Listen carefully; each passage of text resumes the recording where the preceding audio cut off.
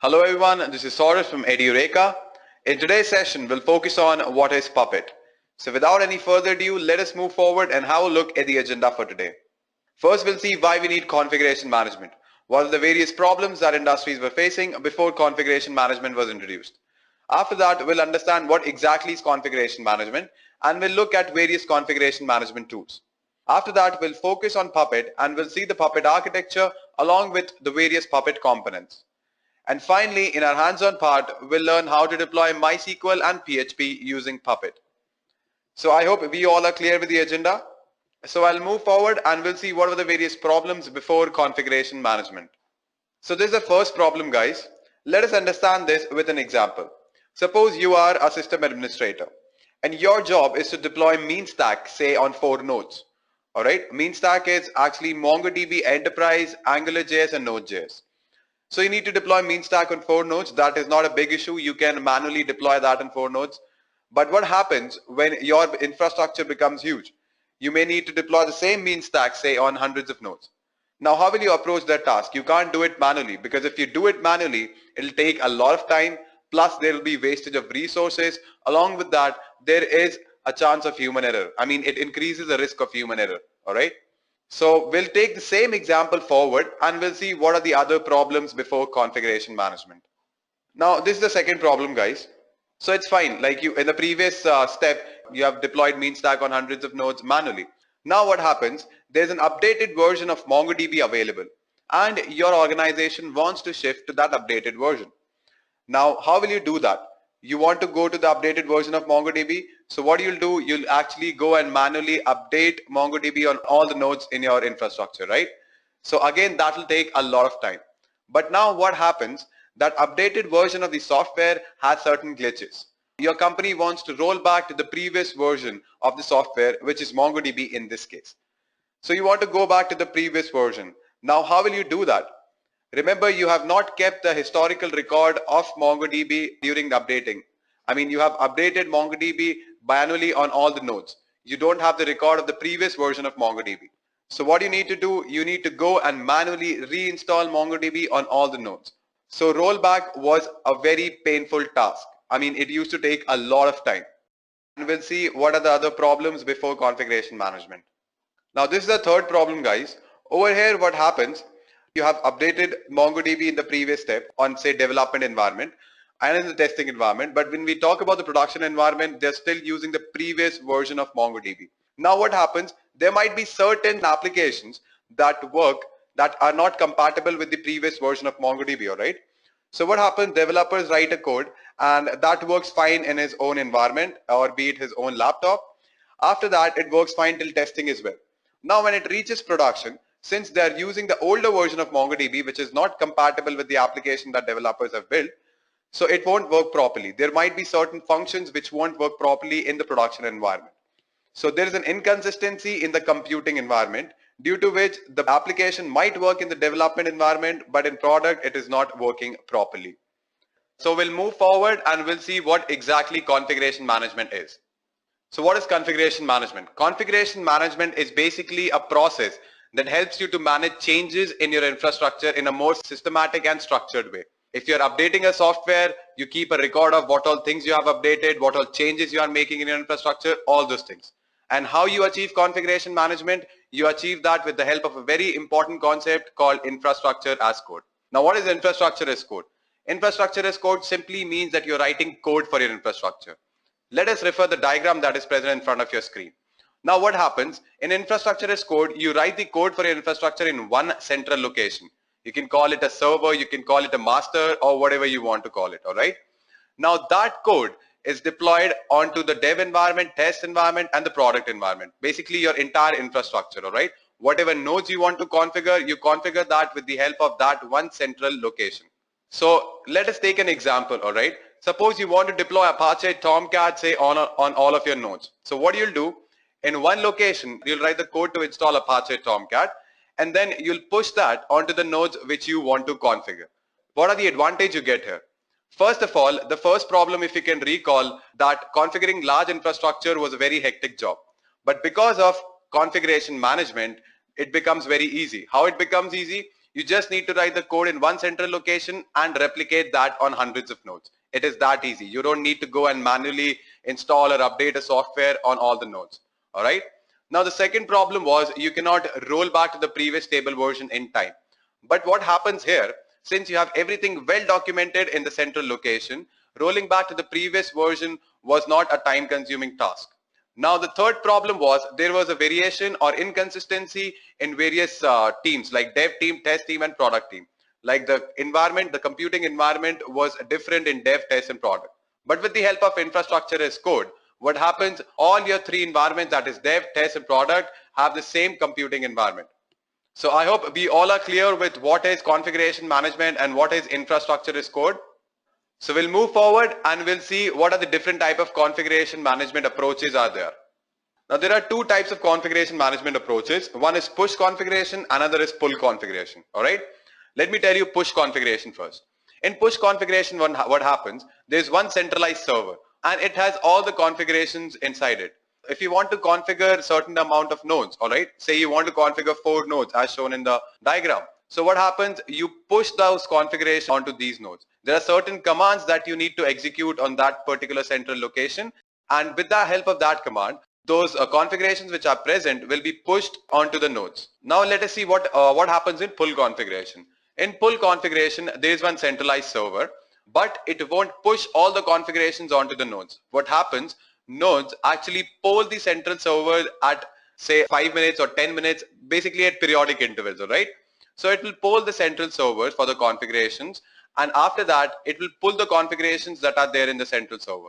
So over here you don't need to execute any command. Nodes will automatically pull all the configurations that are there in the centralized server. And Puppet and Chef both uses pull configuration, but when you talk about push configuration, Ansible and SaltStack uses push configuration. Cool guys, so I'll move forward and we'll look at various configuration management tools.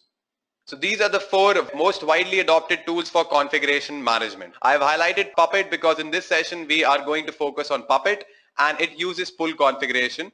And when we talk about SaltStack, it uses push configuration, so does Ansible. Ansible also uses push configuration. Chef also uses the pull configuration, alright? So Puppet and Chef uses pull configuration, but Ansible and SaltStack uses push configuration. So I'll move forward and we'll look at what exactly Puppet is. So Puppet is basically a configuration management tool that is used to deploy a particular application, configure your nodes and manage your servers. Like they can possibly take your servers online and offline as required, configure them and deploy a certain package or an application onto the nodes, all right? With the help of Puppet, you can do that with ease. And the architecture that it uses is master-slave architecture. Let us understand this with an example. So this is Puppet master. Over here, all the configurations are present. And these are all the Puppet agents. All right. So these Puppet agents poll the central or the Puppet master at regular intervals.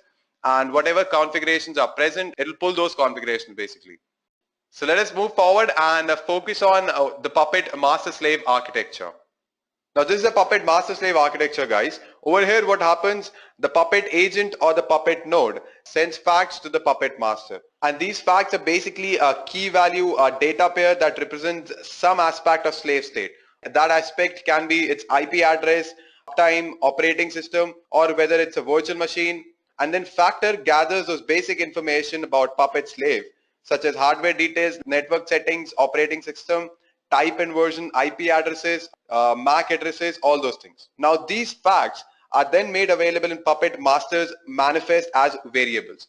Now Puppet master uses those facts that it has received from the Puppet agent or the Puppet node to compile a catalog. That catalog defines how the slave should be configured. And the catalog is a document that describes the desired state for each resource that Puppet master manages on a slave. So it is basically a compilation of all the resources that Puppet master applies to a given slave, as well as the relationship between those resources. So the catalog is compiled by the Puppet master and then it is sent back to the node. And then finally, slave provides data about how it has implemented that catalog and send back a report. So basically the node or the agent sends the report back that the configurations are complete and they can actually view that in the Puppet dashboard as well. Now what happens, the connection between the node or the Puppet agent and the Puppet master happens with the help of SSL, the secure encryption, all right? Alright guys, so we'll move forward and we'll see how actually the connection between the Puppet master and Puppet node happens. So this is how Puppet master and slave connection happens. What happens, first of all, the Puppet slave, it requests for the Puppet master certificate. Alright, it sends a request for the master certificate, and once Puppet master receives that request, it will send the master certificate. And once Puppet slave has received the master certificate, Puppet master will again send a request to the slave regarding its own certificate. Alright, so it will request for the Puppet agent to send its own certificate. The Puppet slave will generate its own certificate and send it to Puppet master. Now what Puppet master has to do? Puppet master has to sign that certificate. Alright. So once it has signed the certificate, Puppet slave can actually request for the data. Alright. Or the configurations. And then finally Puppet master will send those configurations onto the Puppet slave. This is how Puppet master and slave communicates. Now let me show you practically how this happens. I have installed Puppet master and Puppet slave on my CentOS machines. Alright, I'm using two virtual machines, one for Puppet master and another for Puppet slave.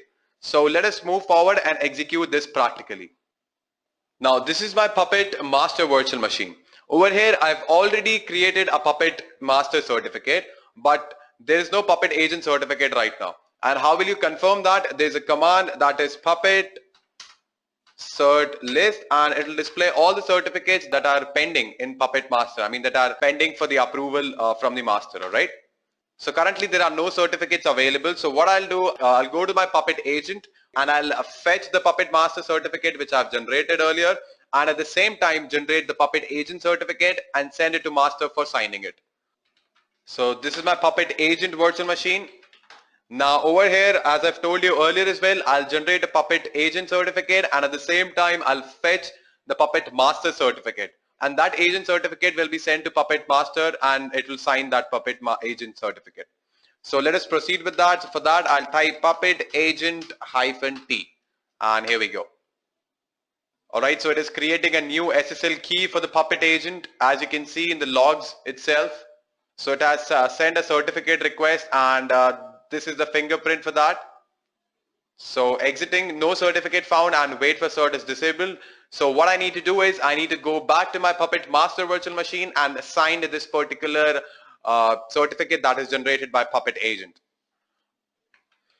Now over here, if you want to see the list of certificates, what you need to do, you need to type Puppet cert list. I have told you earlier as well. So let us see what all certificates are there now.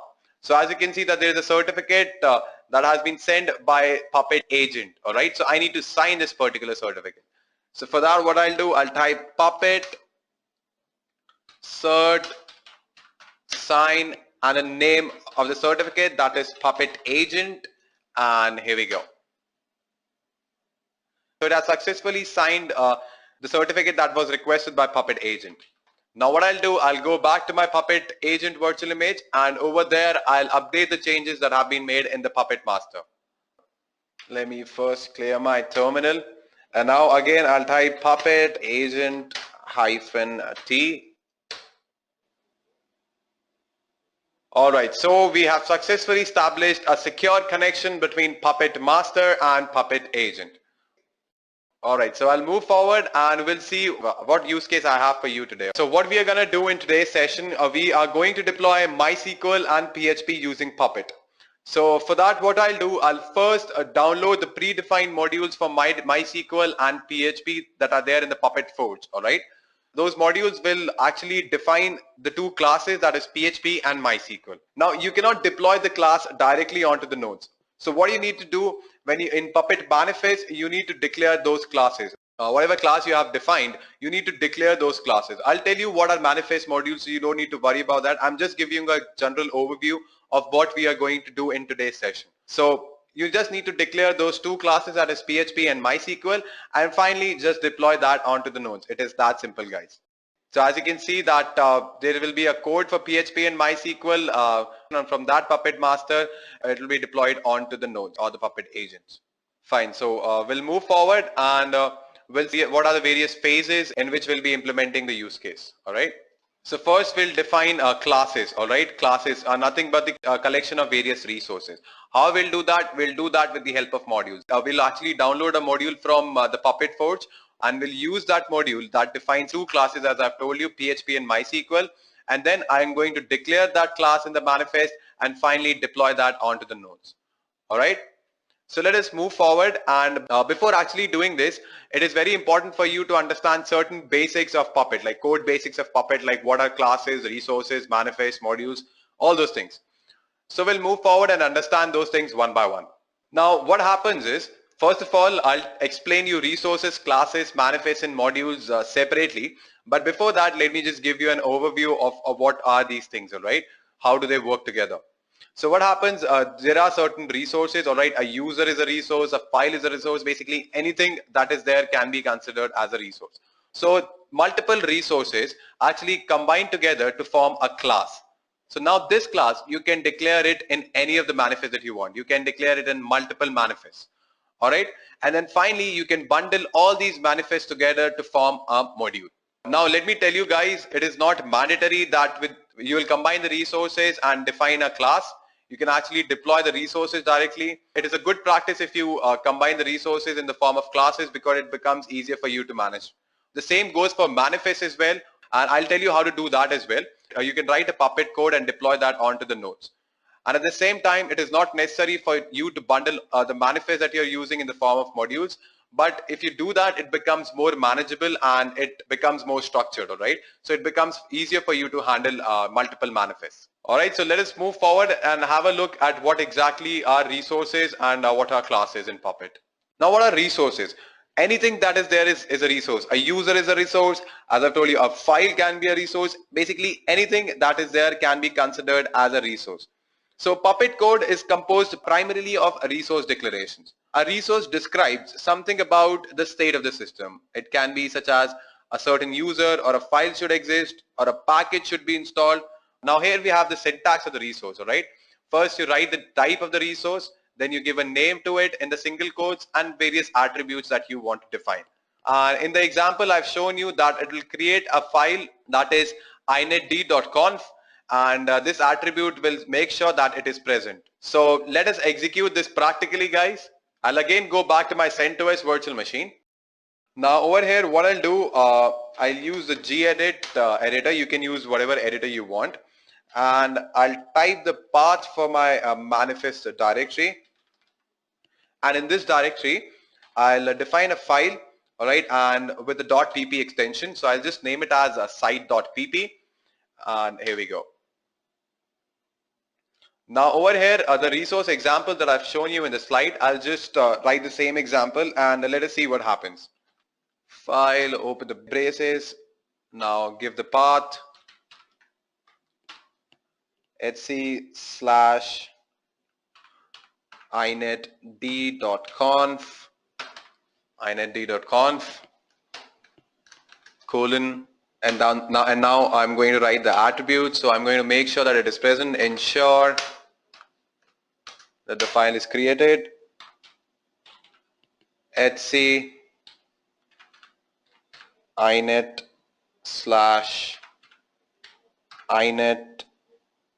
inetd.conf, comma, and then now close the braces. Just save it and close it.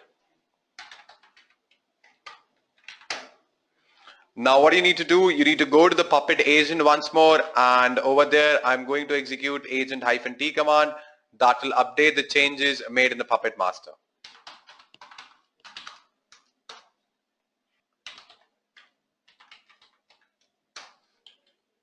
Now over here I'll use the Puppet agent-t command and let us see if the file inetd.conf is created or not. Alright, so it has done it successfully. Now what I'll do, just to confirm that, I'll use ls commands. For that I'll type ls etc inetd.conf, and as you can see that it has been created. Alright, so we have understood what exactly a resource is in Puppet, right? So now let us see what are classes. Classes are nothing but the group of resources, alright? So you group multiple resources together to form one single class, and you can declare that class in multiple manifests as we have seen earlier. It has a syntax, let us see. First you need to write class, then give a name to that class, open the braces, write the code in the body, and then close the braces. It's very simple. and it is pretty much similar to the other coding languages that if you have come across any other coding languages, it is pretty much similar to the class that you define over there as well. All right, guys. So we'll move forward and we'll see what are manifest. So this is Puppet manifest. Now, what exactly it is? Every slave has got its configuration details in Puppet master, and it is written in the native Puppet language. These details are written in the language that Puppet can understand, and that language is termed as manifest. This is manifest. All the Puppet programs are basically termed as manifest. So for example, you can write a manifest in Puppet master that creates a file and installs Apache server on Puppet slaves connected to the Puppet master. All right, so you can see I've given you an example over here. It uses a class that is called Apache, and this class is defined with the help of predefined modules that are there in Puppet Forge, and then various attributes like define the virtual host and the port and the root directory. So basically there are two ways to actually declare a class in Puppet manifest. Either you can just write include and the name of the class, or you can, if you don't want to use the default attributes of that class, you can make the changes in that by using this particular syntax. That is, you write the class, open the braces and the class name, colon, whatever changes or whatever the attributes that you want apart from the one which are there by default, and then finally close the braces. All right. So now I'll execute a manifest practically that will install Apache on my nodes. All right. Now I need to deploy Apache using Puppets. All right. So what I need to do, I need to write the code to deploy Apache in the manifest directory. I've already created a file with .pp extension, if you can remember when I was talking about resources, right? So now again I'll use the same file, that is site.pp, and I'll write the code to deploy Apache. All right. So what I'll do, I'll use the gedit editor. You can use whatever editor you feel like. etc puppet manifest and site.pp, and here we go. Now over here I'll just delete the resource that I've defined here. I like my screen to be nice and clean. And now I'll write the code to deploy Apache. So for that I'll type package httpd colon. Now I need to ensure it is installed. So for that I'll type ensure installed, give a comma. Now I need to start this Apache service. So for that I'll type service httpd ensure running through a comma. Now close the braces. Just save it and close it. Let me clear my terminal. And now what I'll do, I'll go to my Puppet agent. From there, it will pull the configurations that are present in my Puppet master. Now what happens, periodically Puppet agent actually pulls the configuration from Puppet master, and it is around 30 minutes, right? It takes around half an hour. After every half an hour, Puppet agent pulls the configurations from Puppet master, right?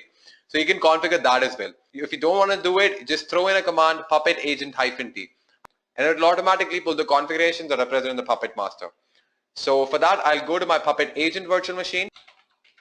Now over here, what I'll do, I'll type a command puppet agent -t, and let us see what happens. So it is done now. Now what I'll do, just to confirm that, I'll open my browser, and over here I'll type the host name of my machine, which is localhost, and let us see if Apache is installed. Alright, so Apache has been successfully installed. Now let us go back to our slides and see what exactly modules are. So what are Puppet modules? Puppet module can be considered as a self-contained bundle of code and data. Let us put it in another way. We can say that Puppet module is a collection of manifests and data, such as facts, files, templates, etc. Alright, and they have a specific directory structure. Modules are basically used for organizing your Puppet code because they allow you to split your code into multiple manifests. So they provide you a proper structure in order to manage your manifest, because in real time you'll be having multiple manifests. To manage those manifests, it is always a good practice to bundle them together in the form of modules. So by default, Puppet modules are present in the directory /etc/puppet/modules. Whatever modules you download from Puppet Forge will be present in this module directory. Alright.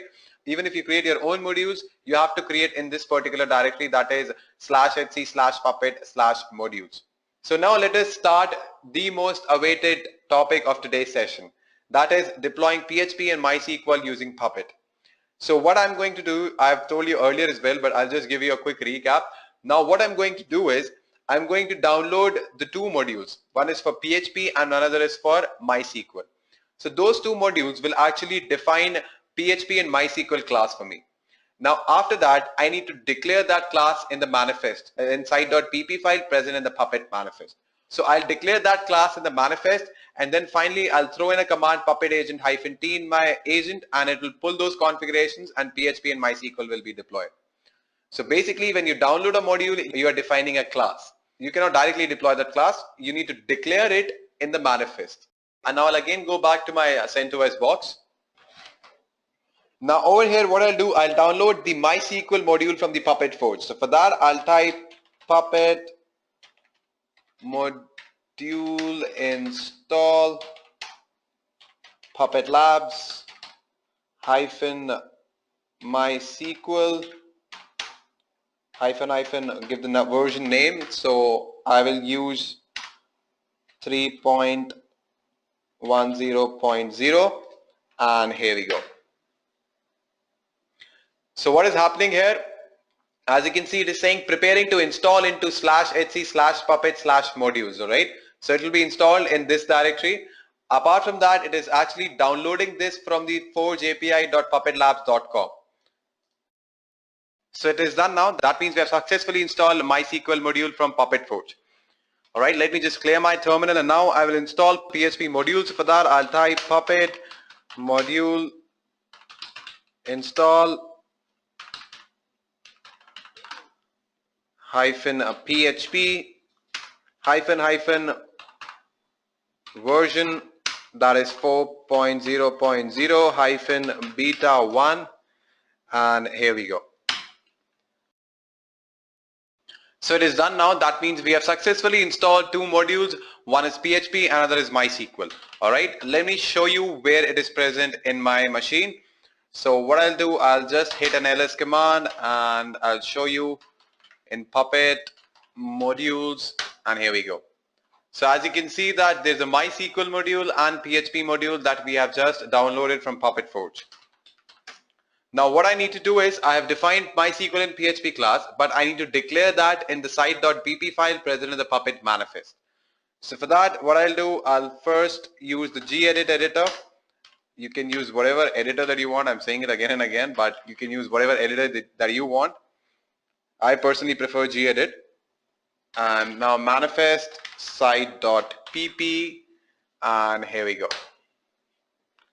Now as I've told you earlier as well, I like my screen to be clean and nice, so I'll just remove this, and over here I will just declare the two classes, that is MySQL and PHP. Include MySQL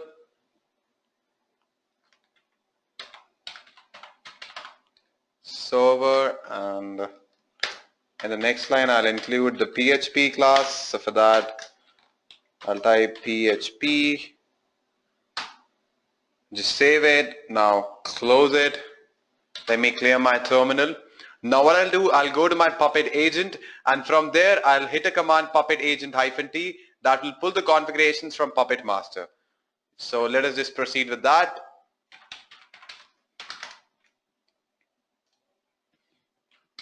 Let me first clear my terminal, and now I'll type Puppet agent -t, and here we go.